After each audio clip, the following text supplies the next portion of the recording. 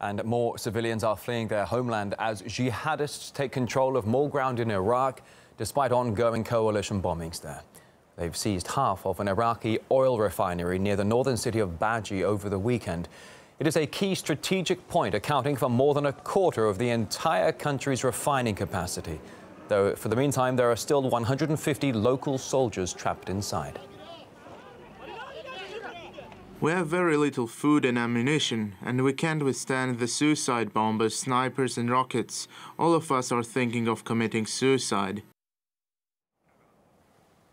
In the meantime, Washington maintains its fight against Islamic State is a huge success.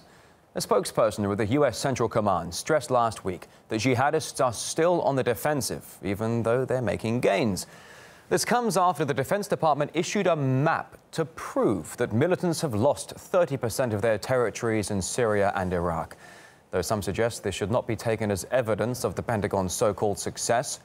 The U.S. news website The Daily Beast publishing their own version of the map, which it says shows serious gains made by jihadists since the coalition bombing began. In fact, the initial map also excludes the entire western side of Syria, where ISIL has gained a strong foothold. Former Pentagon official Michael Malouf believes Washington is simply trying to save face. Well, I think the Pentagon is trying to portray a good news story against the jihadists. But in reality, what happens, ISIS may lose in some areas or be thrown back in some areas. They are advancing in others, and that is part of their strategy.